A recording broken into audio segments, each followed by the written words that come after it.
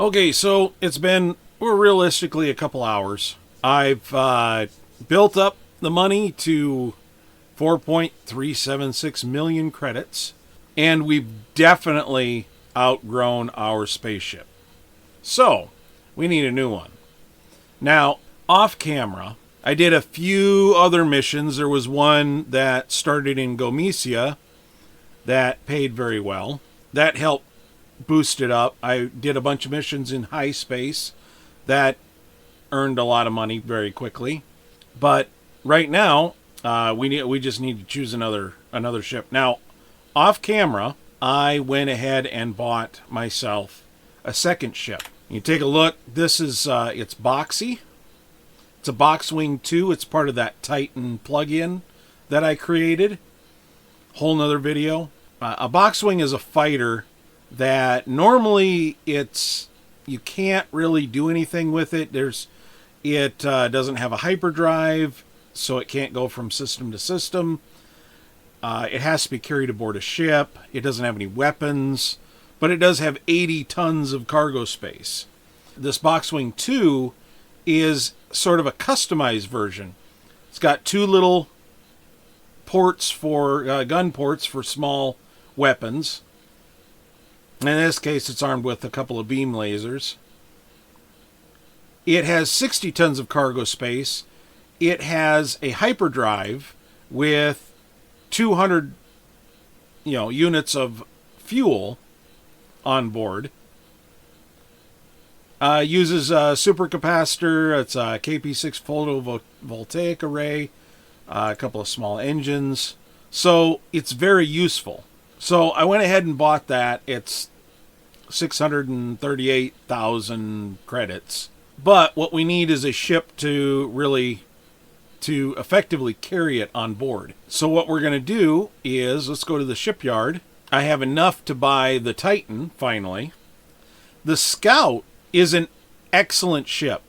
If you're not going to do what I'm doing, and I'm kind of, I don't know, I guess showing off the plugin that I created with the ship that I created and the Boxwing that I created and whatnot. I guess I'm showing off a little bit. But the Scout is usually the ship I go to, even though the hull is kind of weak. It's got a decent amount of shields, and it's very affordable. So you can get into it very quickly. So as soon as you pay off your little shuttle, you can get into it and without any problem. So what we're going to do is I'm going to go ahead and buy this, and I'm just going to call it Titan. I'm going to take this, I'm going to drag it to the primary spot. I'm going to drag this to the last spot. I'm going to go into I, and I'm going to unpart Boxy, and we're going to go into the outfitter. I went ahead and picked up a little anti-missile turret. This Titan comes equipped with a heavy laser turret and heavy anti-missile turret.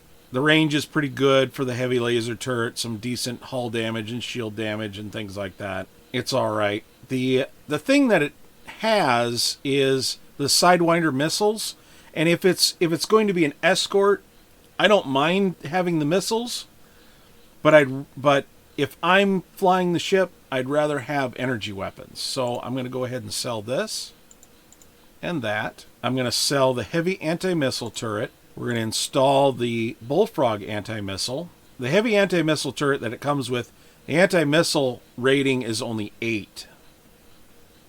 It has a few more shots per second, but it doesn't, the anti-missile isn't impressive. This has fewer shots per second and takes up less outfit space, but the anti-missile is 12, so it's 50% better. And this is the small one that you can get in high space. We have this shield generator, which does 30.6. I'm going to swap this out, and it takes up 30 outfit space. I'm going to sell that. We're going to install this, which takes up almost half the space. Has a large radar jammer. I'm going to get rid of that. I don't see... It's not a lot of point with that. Dwarf core, that's fine. It's got a large battery, a couple of photovoltaic panels, which honestly don't really do a whole lot, so I'm going to go ahead and sell both of those. I am going to, this is energy generation is 288 on the dwarf core. That's fine. I'm going to leave the engines alone because this gives it incredible speed. It's even faster than the little shuttle that we had before. So we're going to keep those. What I'm going to do, I'm going to go ahead and sell that. We've already got a scram drive and a ram scoop. That's great. Let's go over here. I'm going to sell these two. I'm going to sell this. Go back to the Titan. I'm going to install that. And you'll see the cost is reduced when you buy it back. Because you're basically buying it used. But if you take off from the planet, all that stuff goes away and all the prices go back to 100%. So I sold a couple of these, so we're going to buy one of those. Buy another one of those. Let's take a look at the net change. We got 1,500. I'm not sure if the supercapacitors are going to quite do it, but we're going to get a bigger core here. Oh, let's go back to this because we have a keystone. We're going to sell that, install that. All right, now I'll go to the shipyard. And let's say goodbye to our little ship. Oh, wait. I almost forgot. We better transfer this over. Let's unload the brig into storage. Because this is cheaper, let's unload the expansion outfits expansion. So we'll keep that around. We might need that for something else later. And let's unload our fragmentation grenades. That might come in handy. Now, let's go back to the shipyard. Now let's say goodbye to our little ship. So we're going to go ahead and sell it for almost 300,000. And there we go. We held on to that one for as long as we possibly could. We'll keep the laser turret for now. We do want an outfit scanner for a mission that we need to do. So we'll go ahead and install that right now. Why not? And that should be about it. Now we have a much more capable ship. We can do a lot more things for a lot more money. And we are going to, let's get this one outfitted. Beam laser is nice. It's not terribly effective. Let's install a big bunk room. Let's skip that. Let's just install the brig. Let's sell the beam laser. Let's install 2 heavy lasers, which brings us almost to our total weapon capacity. And then on this ship, let's just go ahead and install these, and that should about do it. Yeah, I think I'm pretty happy with that, relatively speaking. I'm going to put some different weapons in here that we'll get in a different system. Let's go to the outfitter. Let's figure out who's got the weapon I want. So what I'm thinking of, I either want to do a proton gun, but they're terribly inaccurate. But their range is incredible, 624. The particle cannon is even better and better specs. So Capella, I believe, is closed off. Alhika is kind of where we want to go. So I think what I'm going to do is we're going to plot some of our missions up to Alhika, and we'll grab a couple of particle cannons, and we're going to go into high space as well. We'll accept that even because that's the next place we're going to go. Passenger, okay, that's kind of weak sauce, but we'll take it. All right, let's go ahead and depart.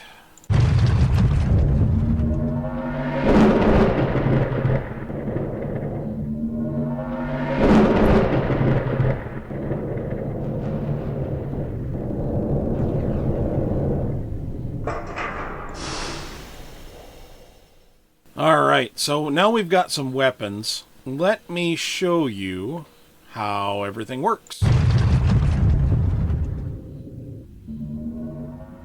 So, you want to fire the weapons. Now, I've got it on mouse control. I use the right mouse button to fire weapons. And that's the laser turret. We zoom in. Laser turret will fire forward.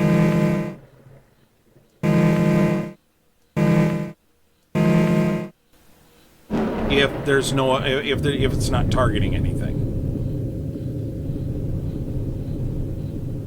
If you want to deploy your fighter, you hit the D button, and there it goes.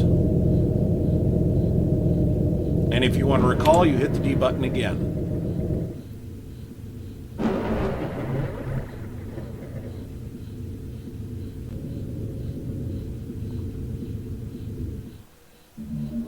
But let's go ahead and let's jump to Canopus.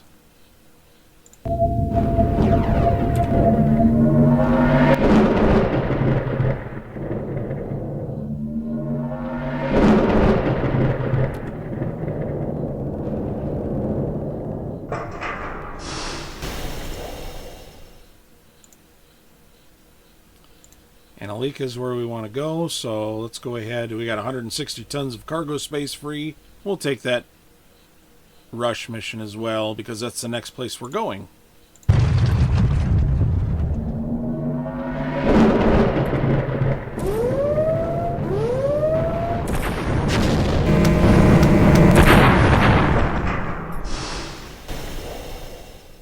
Alright, let's go to the outfitter. We're going to buy a couple of particle cannons. From here, we can actually, because we have more fuel on this Titan, we can actually go to all the way to Waypoint here. And I'm just going to go ahead and jump. So if we're...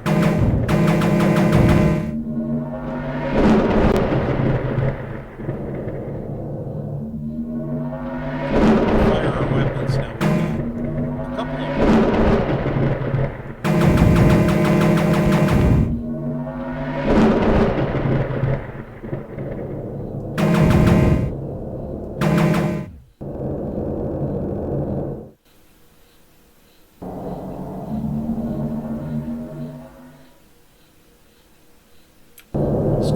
Over the sun here.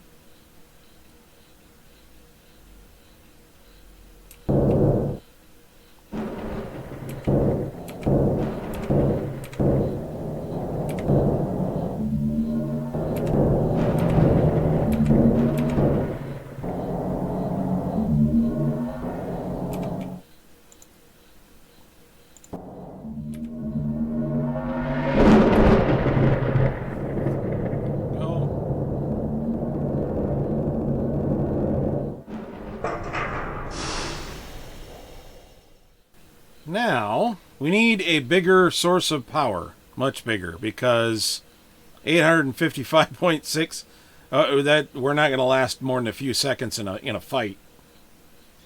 A battery would probably not be terrible.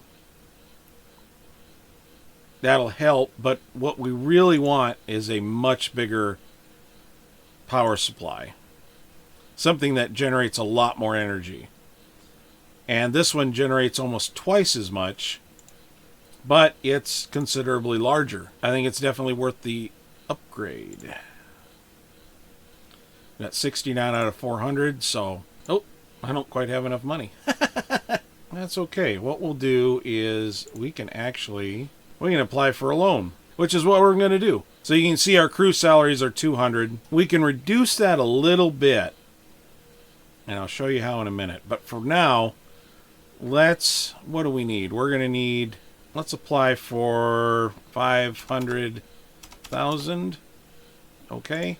Keeps our payment pretty low. Our interest is pretty good because our credit score is really high. So we'll go back to the outfitter. That's the reactor we want to buy. Let's sell this to get the rest of the money. And sell this because we won't really need that anymore. And buy the reactor. And let's go ahead and buy a battery. Yeah, just to have a little extra energy capacity. Alright, so let's go to the job board and make some more money. Should be able to make this back pretty quick.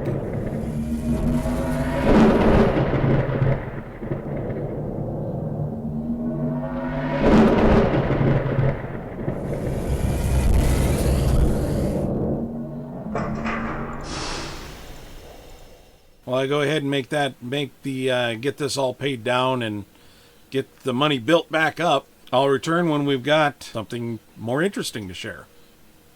Okay, here we are. We're back at Alphard, or Alphard, however you want to pronounce it.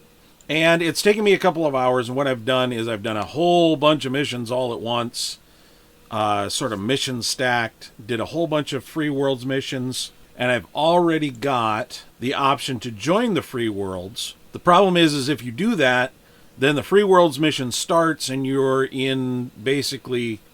at war with the Republic. And so I'm not ready for that.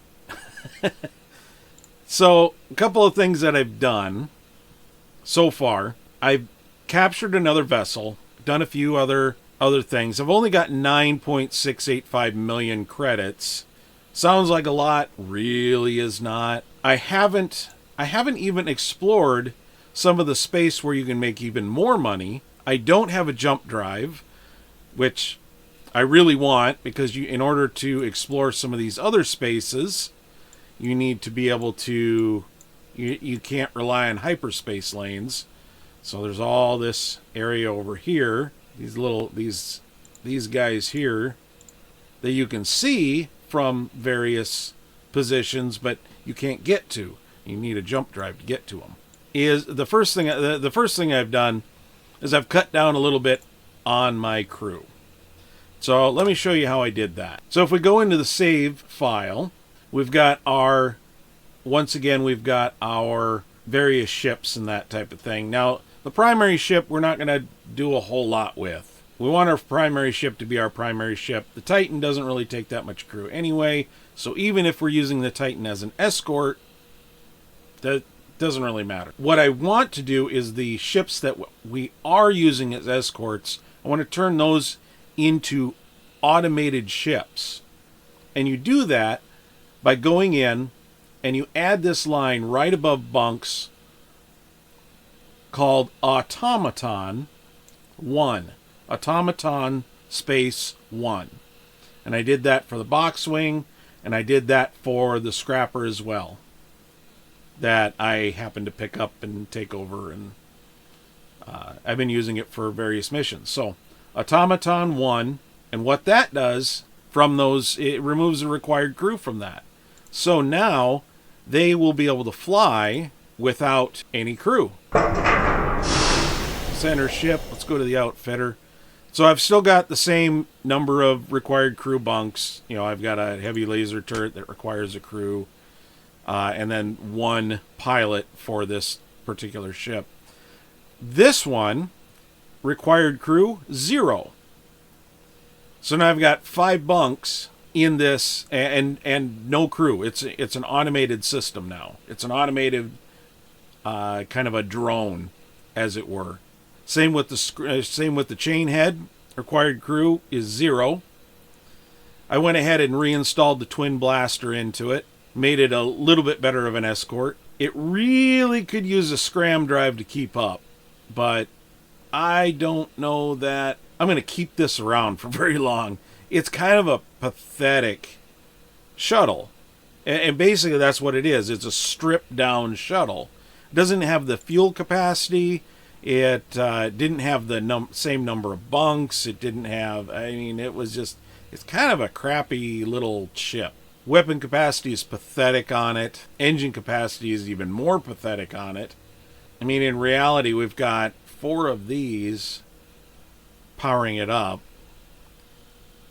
Yeah, it's just kind of, it's really terrible. It's not great. I mean, if we compare it to like a normal shuttle, I mean, this one's only 338,000. The Scrapper, I think, if you buy it in the Pirate system, which is the only place you can get it at, Scrapper shuttle is like 235,000. So yeah, like really kind of pathetic. Has more bunks in it. Has another 100 units of fuel capacity. It's a starter ship, but it's a way better starter ship. So here's the thing. In order to do some of the Free Worlds campaigns, number one, there's a few other things we want. We definitely want more money. We need a bigger ship in order to make that more money very quickly.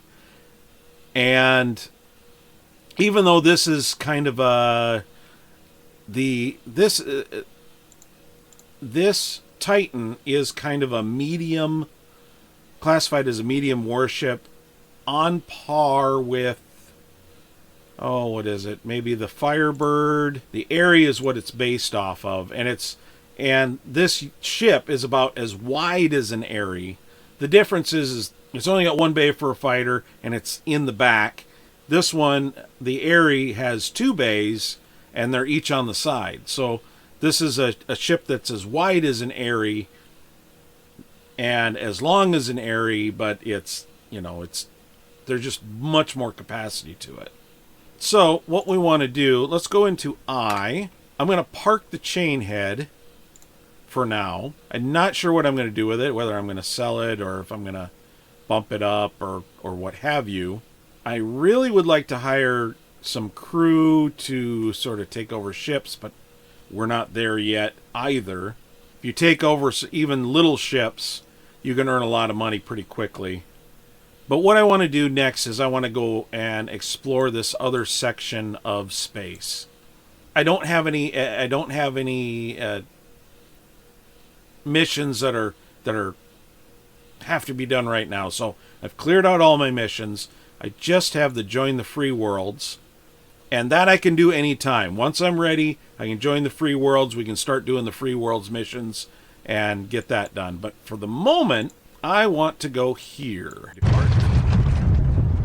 And we're going to jump.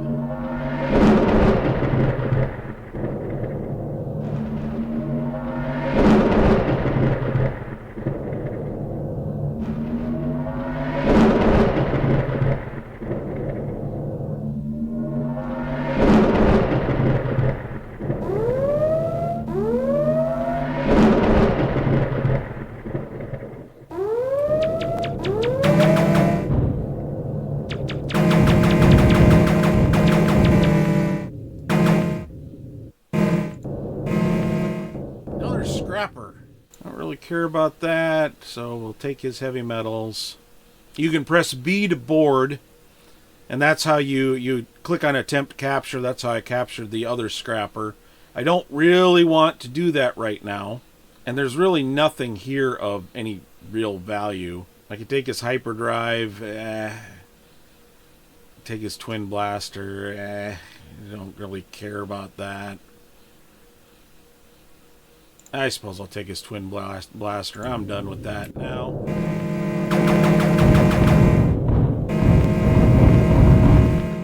Now we're going to land on this wormhole. And the red ones, you can't land on them unless you have a keystone. So we're going to go here.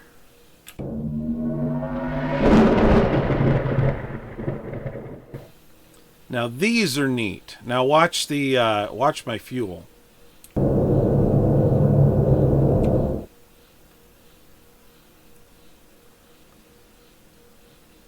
I can refuel my ship at these places. They don't happen very often, but still they'll help with with exploring. So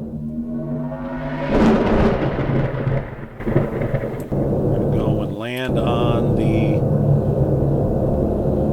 wormhole.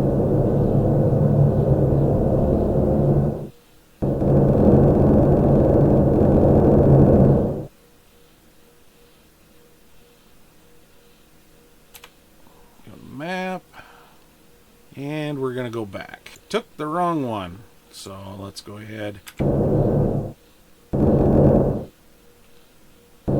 This way.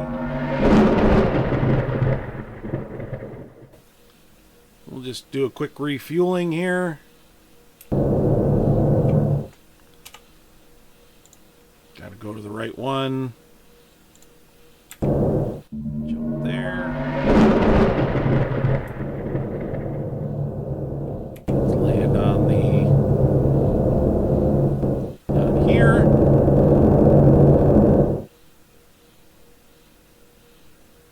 Now land land on it again. Some of these wormholes are only one way. Some of these will go back and forth. So this one goes back and forth. This one only goes one way. And I accidentally landed on this one twice. And it took me back down the rabbit hole there. So we'll go ahead and do that.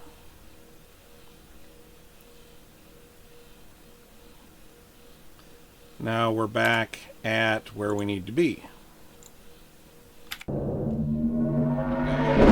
This way. Let's go this way.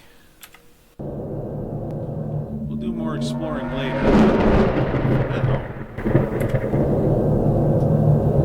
we need to get to where I want to be.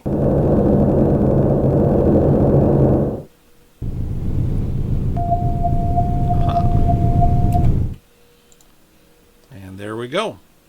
It's a bit of a maze.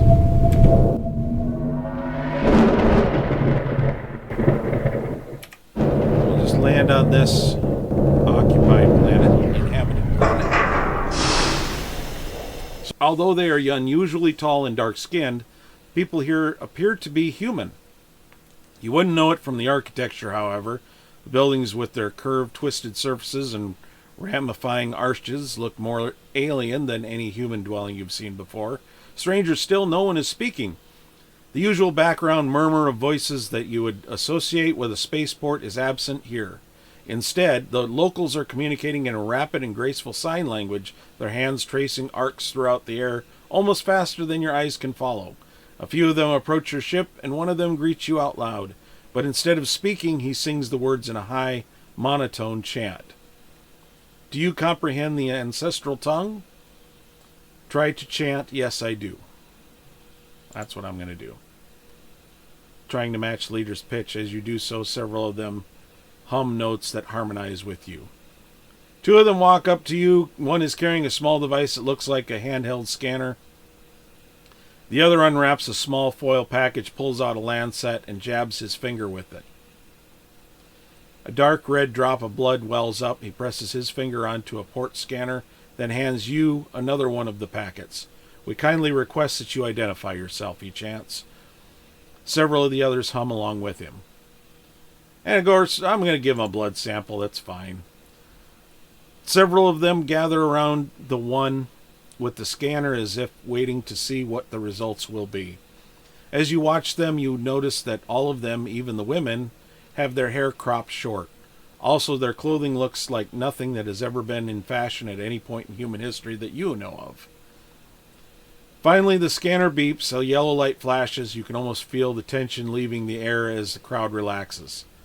So you are pure. You are human, chants one of the women. You are one of us. Of course I'm human. What are human beings doing out here? Several of them burst into song, singing together in harmony. We are the hidden ones. We are the remnant. In the time of great chaos, to this place we came, lest all true-born humans be killed or enslaved by those who evolved not, but unwisely were made. And of course, they're referring to the alphas there.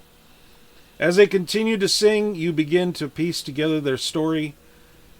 They are the descendants of people who fled this region of space through an unstable wormhole at the peak of the first Alpha War, which means they have been here for more than half a millennium. That doesn't explain why their culture is so radically different, though. Eventually, they invite you to a dinner. Their food has strange and complex flavors, not all of them pleasant, but you do your best to be polite and pretend to enjoy it all. The meal itself is generous and stretches out as your hosts consume considerably more food than you would expect for such a trim group. After the meal, they entertain you by singing songs, some of which you recognize as classical earth music. It appears that these people in this culture use sign language for day-to-day communication and use their voices only for making music. When you return to your ship, you do a search on videos of historical dialects of human sign language. None of them bear even a passing resemblance to the language of these people who call themselves the Remnant. So we're in Remnant space. There are a lot of things, a lot of neat things here. There are some pretty impressive ships. Arguably some of the best in the game. The one I really like is the Ibis. The Ibis is nice because it can carry a couple of fighters. It's got some fighter bays, but it's also got 4 drone bays. And if you get drones here, they're kind of spendy, but they fight. These are fighter drones rather than surveillance drones. So I like that. I like that warship. They already have a scram drive built in. You don't need to do any of that. They have a ram scoop built in. That helps. The issue with all of these, we need a Remnant capital license. Even for a freighter.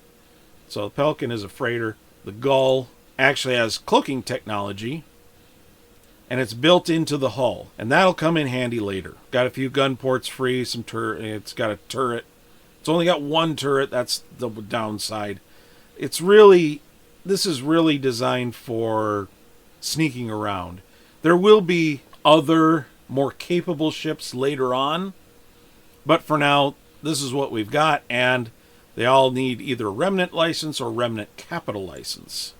And they're all very expensive. This is the capital ship for the Remnant, $35.214 million. It doesn't have the ship carrying capabilities the Ibis does. And none of them really have a lot of cargo space, which the cargo space doesn't bother me at all. Starling also has cloaking device, which is great. This has fewer required crew and more bunks. And still, gun ports, still has gun ports free and turret mounts and that type of thing. So, some really neat ships, but we're going to have to earn some licenses in order to get them. Same with the outfitter. So if we go, let's skip the ones that are in cargo here. This is what's for sale. They have some neat weapons. The range on some of these weapons, they're powerful weapons, 456, 552. Shield damage per second, hull damage per second. Very powerful weapons. Very short range, though. 360. And they're fairly heavy, fairly massive. Inhibitor cannon is my favorite because it costs, it still costs a pretty penny, but the mass is only 16. Where we compare the particle cannon, it's basically half of what a particle cannon takes up. And we look at the particle cannon, 195, 186. We look at this, it doesn't do as much damage, but the range on it, 864. You can stay well outside of most pirates' range, for example, and easily just kind of pick them off from a distance. The point defense turret is also a very good anti-missile turret. It's probably the best anti-missile turret in the game. They've got salvage scanner, which is a decent, it's a combination outfit and tactical scanner. The emergency ram scoop is better than the human one and takes up way less space. Still need a Remnant license for it, so we're going to have to earn that. The Aeon cells, crystal capacitors, things like that, that helps when you're in this territory for ion storms. It'll keep you moving, keep your shields charged, things like that. Other than that, these do not, they don't have a ton of... The ion resistance, the scramble resistance is what you would want one of those for. Their engines have reverse thrusting technology. So reverse thrust. I hate the reverse thrusting technology. Hate it. Oh my gosh. Does it ever make your ship more vulnerable? That just ticks me off. Let's go ahead and buy a map while we're here. That should help. The tuning rifle is nice. This is one of the better rifles in the game. Capture attack is 1.2. Capture defense is 1.8. Once we have a Remnant license, we're probably going to want to pick up a few of those just to, if we wanted to capture some ships. So yeah, the Thrasher turret is basically 3 of these cannons all put together. So 114, 138. But like I said, the range is really...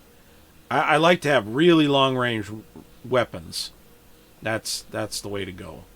Thermoelectric cooler. If your ship's running a little hot, this is very small cooler. And if you need a quantum keystone, you see how they're spelled different. You can get one here. The cost is $240,000. Whereas the cost on one from the high is only $12,000. Let's take a look at the map here now that we bought one. And this is it. This is the only inhabited spot in Remnant space. So there's just these 3 systems. There's a lot that you're going to be able to do in these 3 systems. And everything gets activated at the spaceport. So let's go ahead and let's go to the spaceport here, and there's nothing. So let's head over to Synixia. And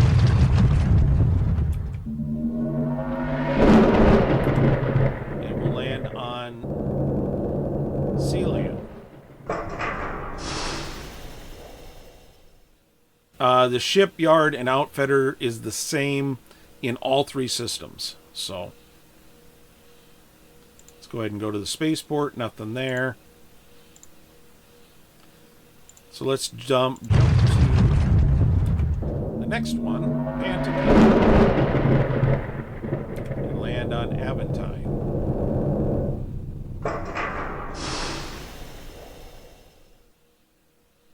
So nothing on the job board yet, obviously. Let's go to the spaceport. There we go. So that's our... As you explore the spaceport, you meet a Remnant man wearing some sort of optical prosthesis over his eyes, a visor with several tiny cameras mounted on it. Ah, he sings, the outsider.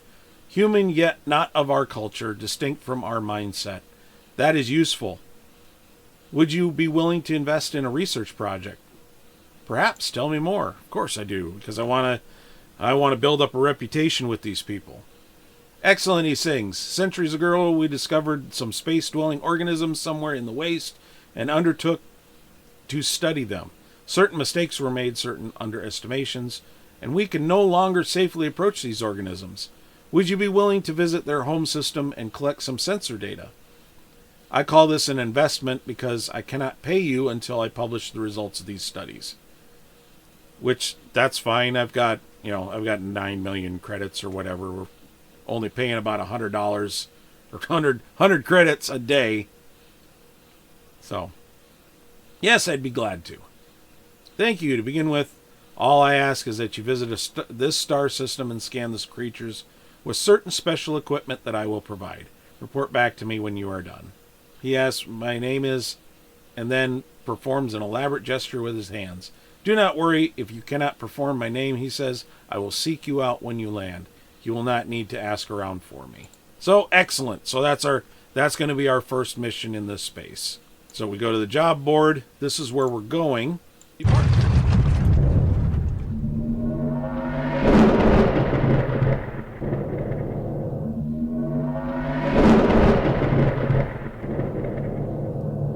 I really want to be able to purchase the Remnant ships.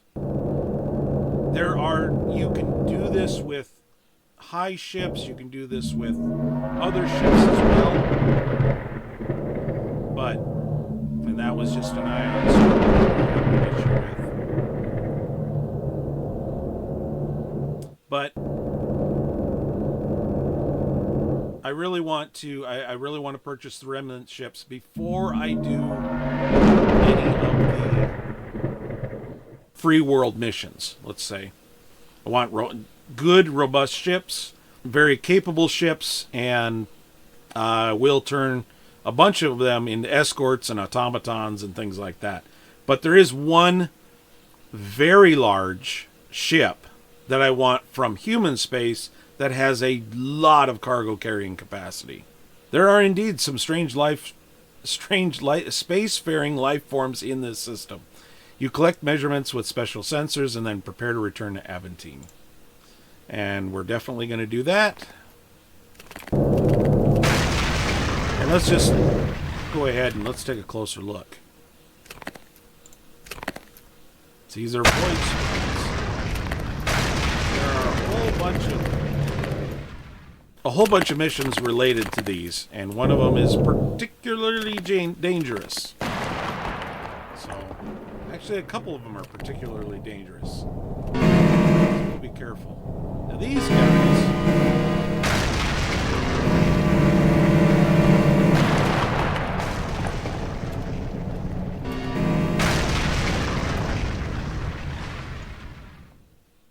So these are author ships. Now, author,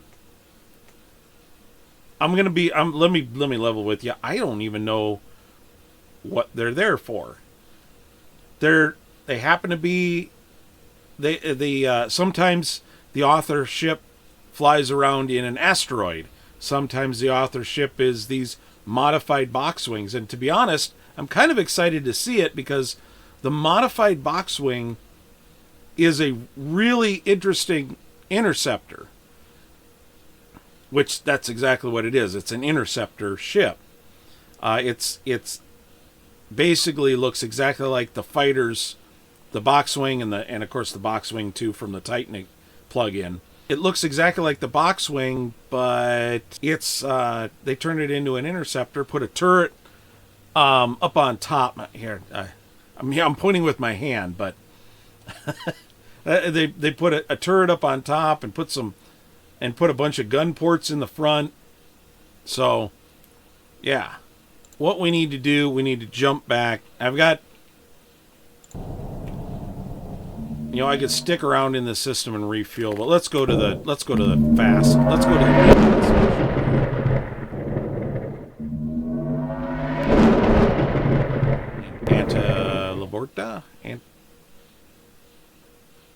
Antivorta. Some of these are hard to pronounce.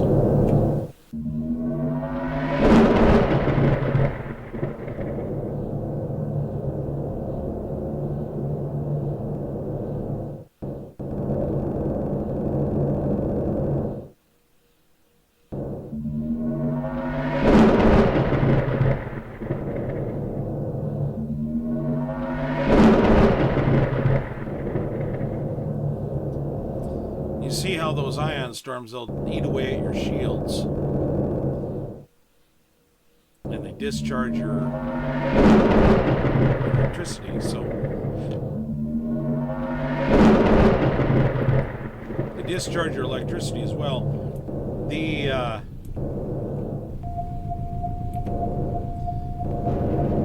The real issue is that if you're trying to land on one of the on one of the wormholes that you have to travel through, and you run out of electricity, then you kind of fly past the wormhole and can't get back until that ion storm dissipates, and you start recharging your electrical system. Sure enough, after you land, the Remnant researcher with the optical prosthesis arrives at your ship. When he looks at the data you collected using his special scanners, he is disappointed at any chance. I had hoped the scanners would show us how the creatures are able to generate enough force to fly out of the gravity wells of their planets, but this tells me nothing. Perhaps it would help if you scanned them more closely. Could you equip your ship with one of the scanners that are used to inspect the outfits that ships are carrying and see if that scanner yields additional information? Okay, I'll install an outfit scanner and see what it can tell me. Well, I've already got an outfit scanner. That's why I mounted one, because you need an outfit scanner almost all the dang time. So let's go to trading. Let's sell those heavy metals we stole off of that ship. The nice thing is with these wormholes, you jump, but when you go through a wormhole, that doesn't count as a jump. you instantly travel from one place to the other. It's like staying in the same system almost. Let's go ahead and depart. Now that we plotted our course. So 100 credits there. 100 credits there. And now we're going to go through the wormhole.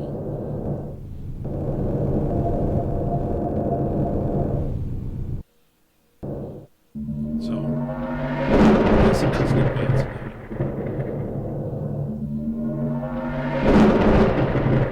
It's 30th.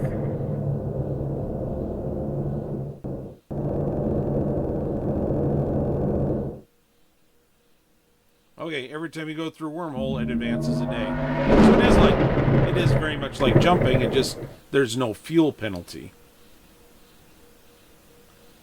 So this is going to be interesting. So now for this one,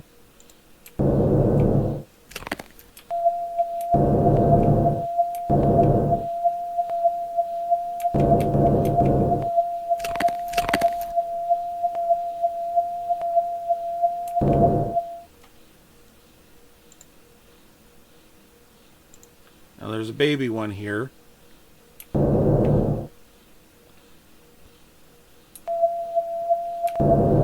When I hold this S button down, problem is I gotta go S and K because I've set up the K button as the yeah, and it's not going to do anything. So we're gonna head back.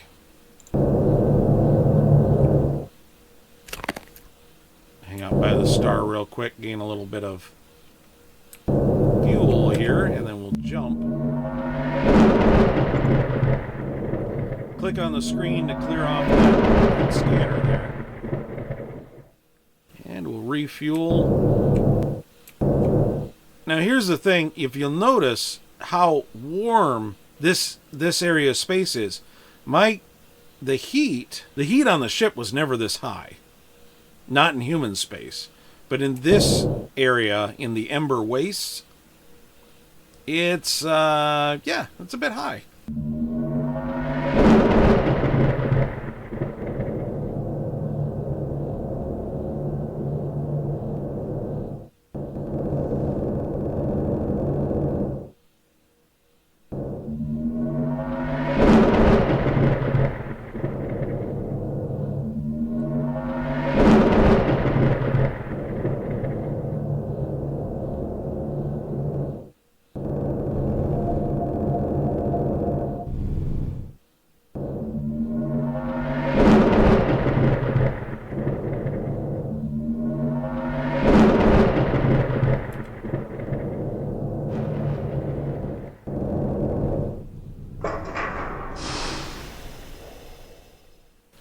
So the Remnant researcher seems disappointed that an outfit scan didn't reveal any information about the void sprites, but he is also excited about a new idea for studying them. I found that we have several old mothballed ships suitable for exploring the upper atmosphere of a gas giant, he says. Until I can publish my results, I will not have the resources to compensate you, but I can provide you with one of our ships. Then you could land on the Void Sprite worlds and observe them in their natural habitat. So he just said he's gonna, I'm not, he just said it was, he can provide one. So didn't you say before that anyone entering the system in a Remnant ship gets attacked? Do not worry about it, he says. These exploration craft are exceptionally fast and maneuverable. Even if you do provoke a negative reaction, you should be able to dodge any direct confrontation. Okay, I'll do it, I suppose. Excellent, he says. This ship is an antique, so be careful with the shields. They are projected around the ship and are unable to adapt to new obstacles. Hard shell shields, I believe they are called at the time of the Exodus, as opposed to the skin shields of today that fit close to the hull. He pauses and looks through thoughtful and then continues. Just make sure nothing valuable is near the hull when the shields activate. It will either be sheared in two or break the shields, and it is important to know that the pressure suit included with the ship is able to remotely activate and deactivate the shields and other ship systems. He moves to step away and then looks back at you. My notes indicate that there is a superstition about how visiting Pt3 in the Cardia system was considered to bring good fortune to the explorers. There is no scientific reason that this should be the case, but might be worth landing on it anyway. That little piece of information, very important. So now we have a little ship, Shadow in the Depths.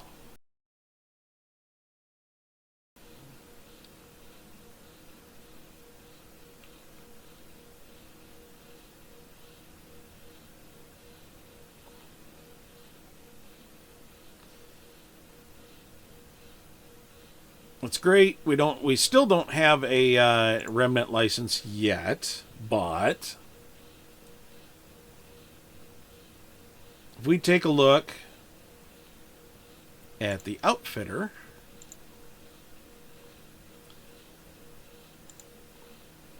this is what we've got. It's a basic hyperdrive.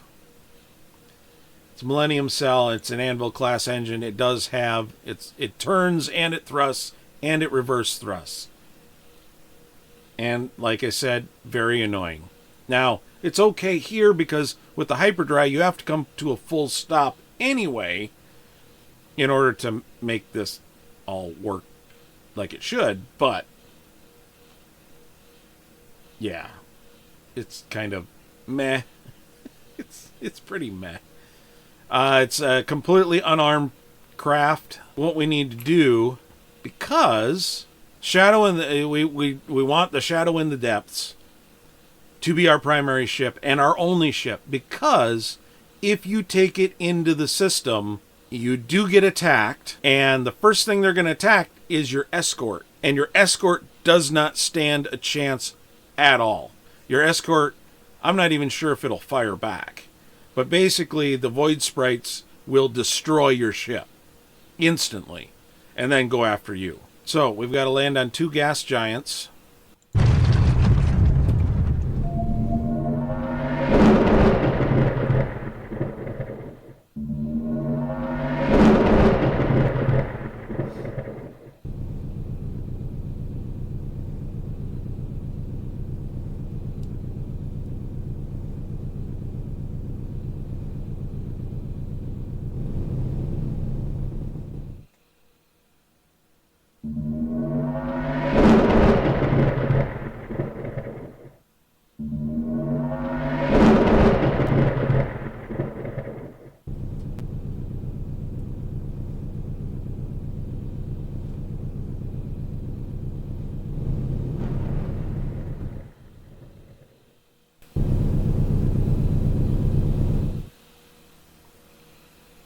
He was talking about landing on a planet. This is the planet here, which normally you can't land on. And if you try this mission, you could die a couple of times. So rather than going all the way back, all the way back to Pt3, if you die when you attempt this, you'll go back to Cardia on this planet instead, and you're only 1 jump away.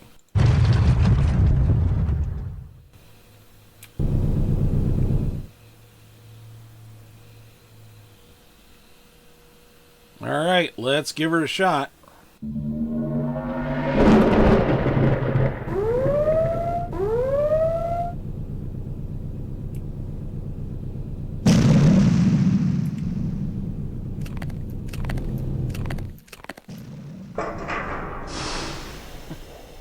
That was a close one. Go to the map. I'm actually going to jump away from the system and come back,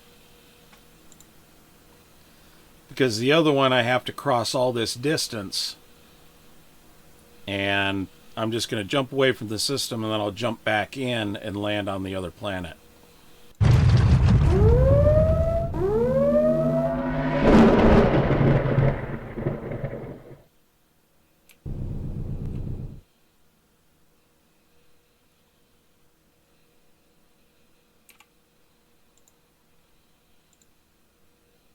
Let my shields regenerate a little bit here.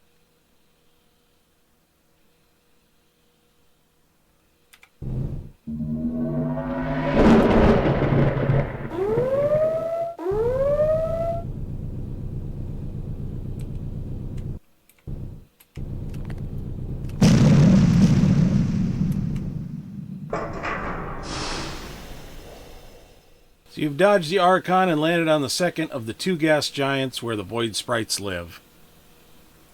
The hull of your tiny ship creaks and groans under the high atmospheric pressure, but seems to be holding together. Its sensors pick up flocks of Void Sprites floating between the planet's cloud layers, presumably feeding on airborne creatures too small to detect from this range.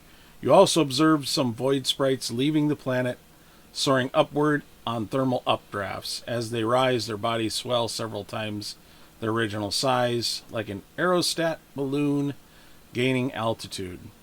But clearly they have another form of propulsion as well, something akin to anti-gravity repulsors that human ships use to travel from a planet's surface into orbit. After collecting some atmospheric samples for good measure, you prepare to return to Aventine. Hopefully, the Archon will calm down once it sees you have not attacked or disturbed the sprites on either of these planets. Yeah, hopefully.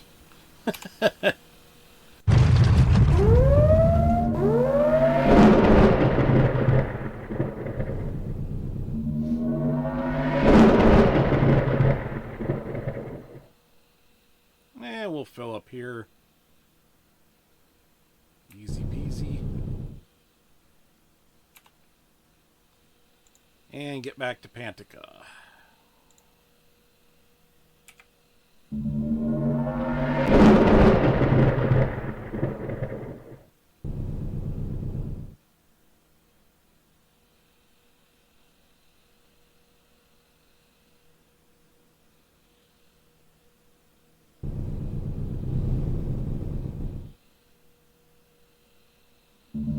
That's what happens with that.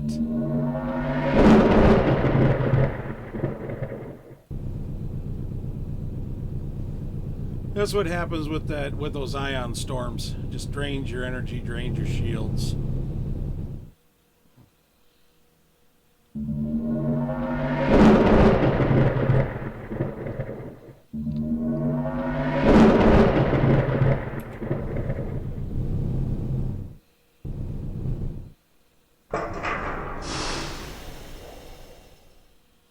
The Remnant researcher is ecstatic when he sees all the data you collected.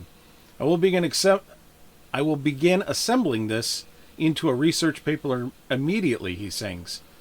It may be months before it is published, but when it is, you will be named a co-author and I will share credit with you. What do you know about the Archon that attacked me? He begins singing you a song about the Archons, a song that says that the Archons are servants of the mysterious Drac, whom no one has seen but whom the Quord claim to speak to and take orders from. That's all our histories say, he sings. But what interests me is the biological similarities between the Archons and the Void Sprites. We do not think that Archons are naturally evolved creatures. Perhaps their creatures incorporated elements of Void Sprite biology into them when they were made. Or perhaps the Archons just feel an affinity with them because they are both spacefaring organisms. Well, I'll look forward to hearing the results of the research when it is done. Let's go to I. Let's go ahead and bring that back down here. We're going to unpark this and unpark this and park this. So we're going to keep the little puffin because we're going to need that. We will probably need that later. And it was a free ship. Why not? It doesn't really matter. So I'm going to go ahead and we're going to do some of these other missions, build up where we want to be, and I'll get back to you in a minute.